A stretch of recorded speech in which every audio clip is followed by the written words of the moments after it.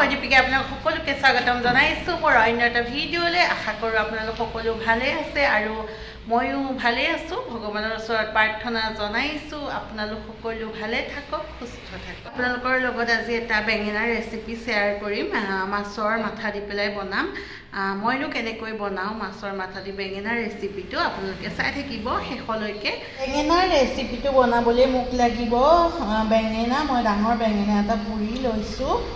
মোক লাগিব মিহিকৈ কাটি লোৱা পিঁয়াজ, মিহিকৈ কাটি লোৱা জলকীয়া, কেঁচা জলকীয়া আৰু নহৰু মই খুন্দি লৈছোঁ আৰু ভাজি থোৱা দুটা মাছৰ মাথা লৈছোঁ।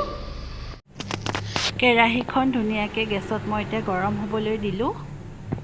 কেৰাহীখন গৰম হোৱাত মই ইয়াত তেল দিলোঁ। আপোনালোকে যিকোনো খোৱা তেল দিব পাৰে। মই ইয়াত ছানফ্লাৱাৰ অইল দিলোঁ।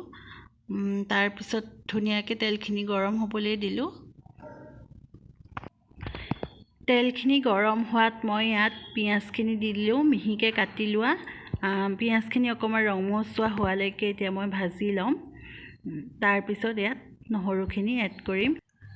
এতিয়া মই ইয়াত কেঁচা জলকীয়া আৰু খুন্দি লোৱা নহৰুখিনি দি পেলাই খুব ধুনীয়াকৈ ভাজিম, যাতে কেঁচা নহৰুৰ গোন্ধটো আঁতৰি যায় আৰু ৰঙচুৱা হয়।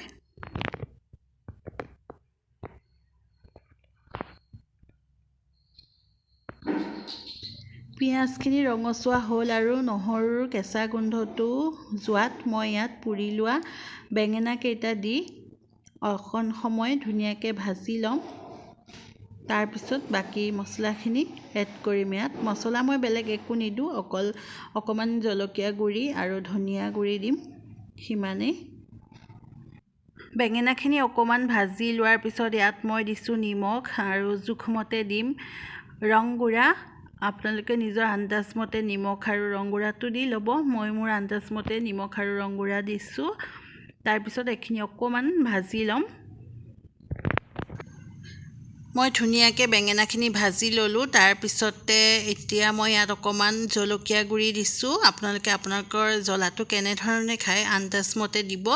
আৰু মই ইয়াত অকণমান দিম এতিয়া ধনিয়া পাউডাৰ দি পেলাই ধুনীয়াকৈ ভাজিম। আৰু মই ইয়াত একো বেলেগ মছলা ব্যৱহাৰ নকৰোঁ, ইমানেই আৰু মছলা। মই এতিয়া ভাজি থোৱা মাছৰ মাথাকেইটা ভাজিখিনিত দি দিছোঁ।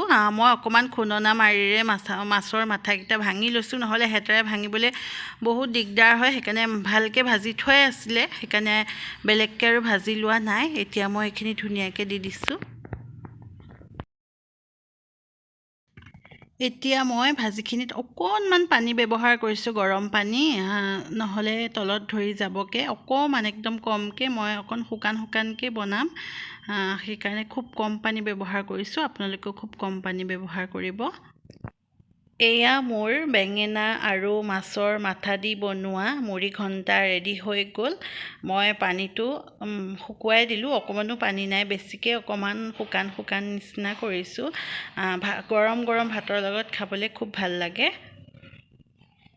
এয়া মোৰ বেঙেনা মাছৰ মাথা দি বনোৱা মুড়ি ঘণ্টা ৰেডি হৈ গ'ল। আপোনালোকে বাৰু মোৰ ৰেচিপিটো কেনেকুৱা পালে? যদিহে ভাল পালে তেতিয়াহ'লে লাইক কৰিব, কমেণ্ট কৰিব আৰু ছাবস্ক্ৰাইব কৰি বেল আইকনটো প্ৰেছ কৰি যাব, যাতে মোৰ আহিবলগীয়া ভিডিঅ'সমূহৰ ন'টিফিকেশ্যন পাই থাকে।